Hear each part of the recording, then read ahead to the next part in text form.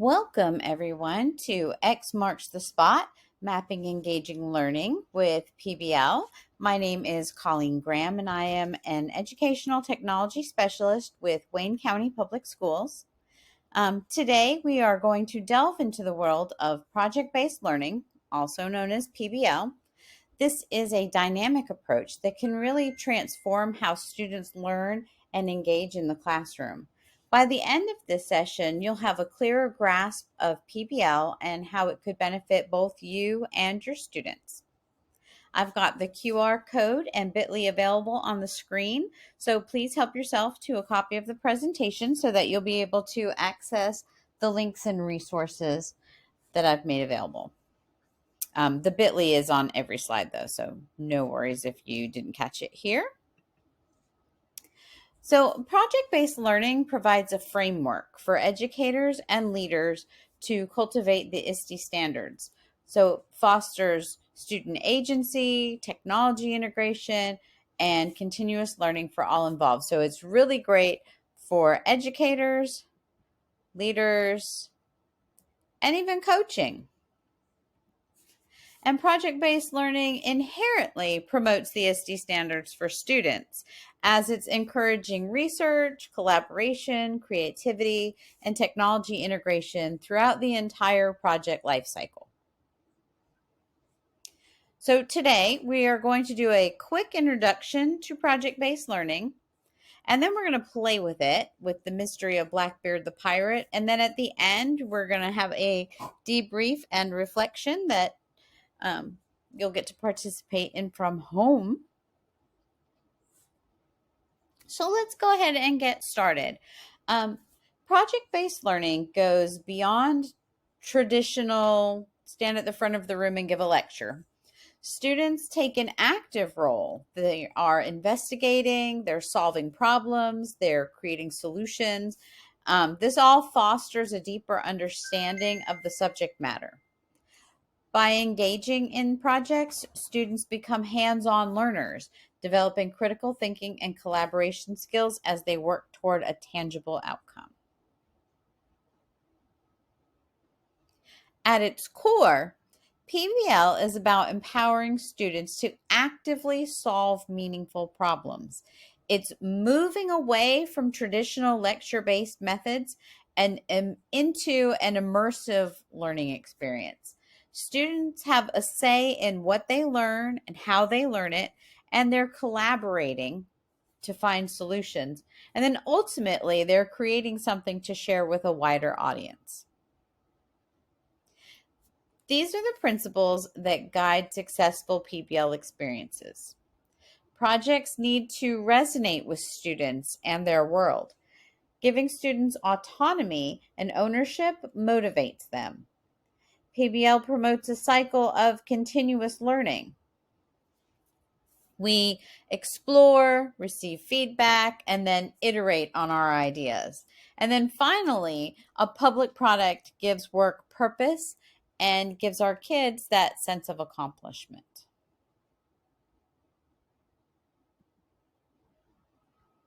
And there are so many advantages to using PBL. Beyond understanding the what of project-based learning, let's look at the why. PBL leads to students who are more excited and invested in their learning. It prepares them with the skills that they'll need to navigate a complex world. Students don't just memorize information with PBL, they're actually applying it to solve problems, and then this then leads to better understanding. And for those of us who want AI-resistant activities and AI-resistant learning, this is the way. Even if they use AI, they still have to actually create something themselves in the end. So this is an example of PBL in practice. Community garden projects are really popular. Students design and build community gardens. They can address food access and nutrition this way. They're growing things, so they're learning about plants and gardening and how a plant works or grows, and then they can take this and you can expand on it. So once they have the food, you can tie that back in with nutrition. They can learn how to cook the food. So you can take them into the kitchen and they've got to learn about temperature, and they have to learn about measurements and that sort of thing. So there's lots of different ways to connect to the curriculum in different areas. And these are just 3 different community garden projects that you could look at for more ideas, or you can just Google it and you will find a plethora.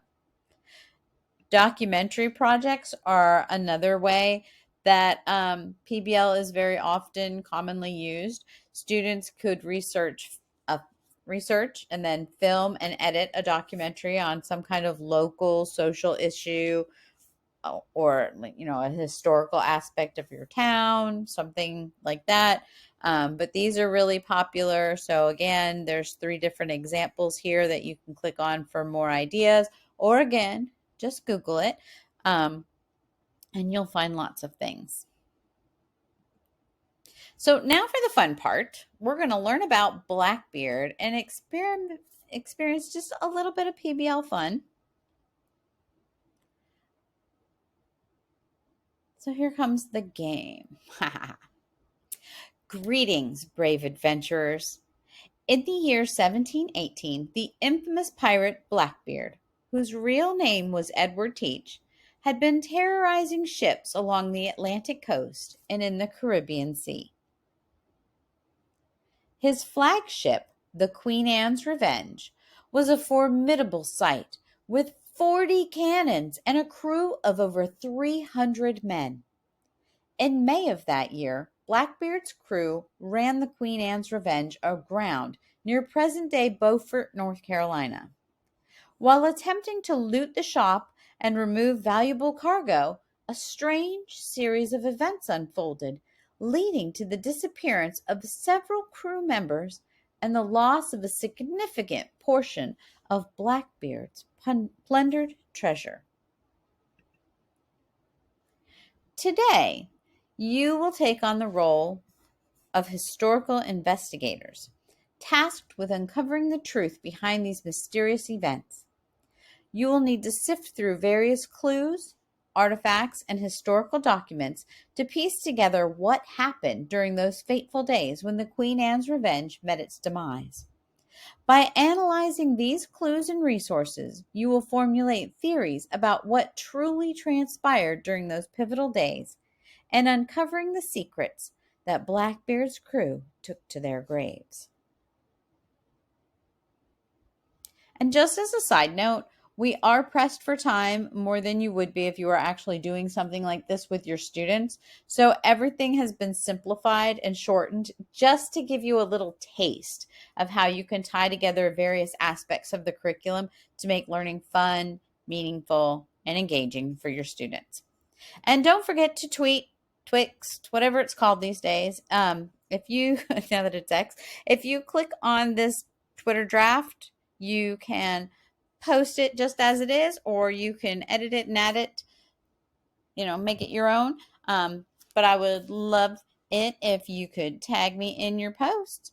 So if you're already logged into Twitter, just clicking this will open it up and you can post away. Moving on. So I'm going to flip through these slides basically for the recording, but you are free to pause the video and work through them independently, taking all the time you need. We're going to start here with social studies and an ELA task. We're going to look into primary sources and complete this note capture.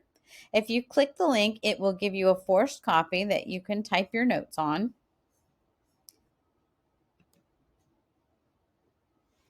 And then here we have a variety of primary sources.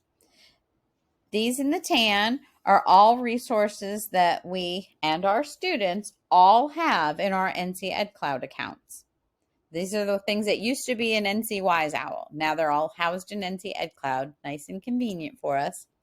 I dug through these and pulled out a few links that might be they might be helpful or useful to you. And those are these over here in the blue. They all came from in there, but I've already pulled those out for you. But you're free to browse around and find other things too.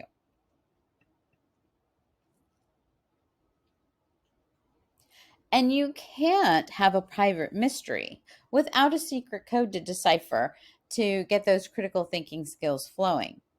So those in a live session will have access to cipher wheels, but if you're watching the recording, you're going to need to click the link here for a forced copy of your own that you can print off.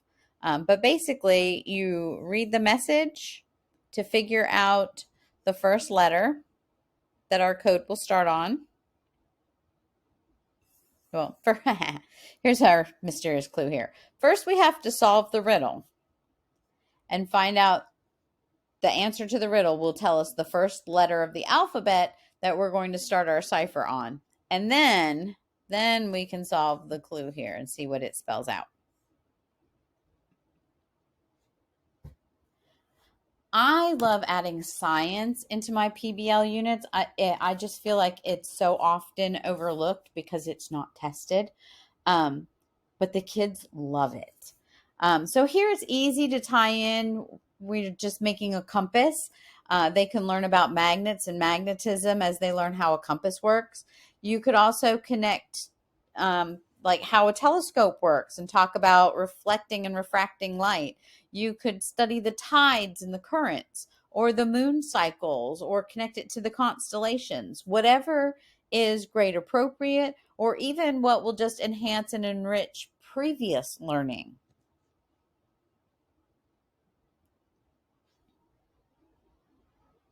Then we've got math. Anytime we can include math skills, it's always a plus. So here I've connected math with technology using Google My Maps. So if you click the math sheet, it will give you a forced copy that you can work from and record your answers on. You can also click the link here or just type in the bit.ly/OBX map to access the Google My Maps. They're both the same thing. It was just a matter of whatever is going to be better for you. But you'll see a key of locations on the left, and you can zoom in on any of those locations to see them in more detail. Google My Maps works just like regular Google Maps or Google Earth. You can zoom in and look at things at street level and stuff too. You can change the formats of the maps if it's easier, if you'd rather look at it in satellite, for example. There's also tools at the top where you can do things like place a location marker, draw a line, or even measure distances. And there's your hint for the day. All right. And then, as I mentioned earlier, you want to give them some kind of final project to cap it all off. If it's something that could be publicly shared, even better. So here I've created a choice board with a variety of options for them. If you click it, again, it gives you a forced copy that you can use or just use it as a template for your own, whatever you need. I ask that they complete any two of the activities, but you could tell them, choose one from each category even, whatever works for you and the time that you have available. Some of the projects on here include things like creating a wanted poster. There was writing a pirate song, or even creating a budget of how you will spend Blackbeard's treasure.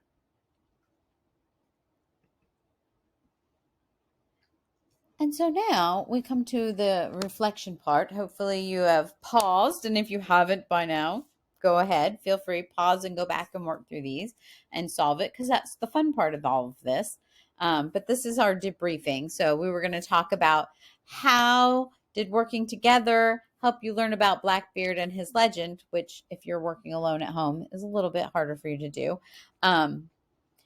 But do you think it would be easier to analyze the primary sources or solve math clues as a team than it would be to try and figure this out on your own?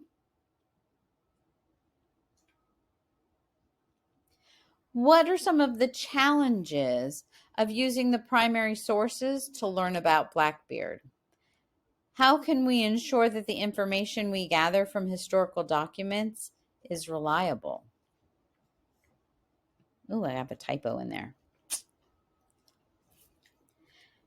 How about decoding the message? How did you approach deciphering the coded message? How does this activity relate to the skills that pirates might have used to communicate secretly? Do you think they did anything with coded messages? How about the math and mapping? How did the math skills that you used help you analyze potential locations for Blackbeard's treasure? How can basic math skills be helpful in historical research? There were some math problems that you might had to Google to figure out in there. I know I did. How would project-based learning experiences help your students understand the importance of history or whatever topic it is that you teach? I started with Blackbeard as my baseline because I figured this was a good entry point with most of us being North Carolinians. We've heard of him and have some background knowledge, and for our kids, he's just interesting. He's an interesting historical character, so he's a good entry point for this sort of thing. What skills would they develop or strengthen throughout this project? Would you like to do more project-based learning activities with your own students in the future? And again, if you didn't do it earlier, feel free to tweet or Twixt or whatever it's going to be called these days. Tag your friends, add a picture, even change the words and make it your own. But I do have one started for you here, and I would love it if we could connect. So thank you so much. There should be, I don't know if there's going to be a feedback form for the recordings or not, but feel free to contact me, Colleen Graham at wcps.org, or you can find me online at BibliotechGal. I do use for X, I use it for Blue Sky and Instagram and, everywhere else too. So I would love to connect. Thank you so much. Bye-bye.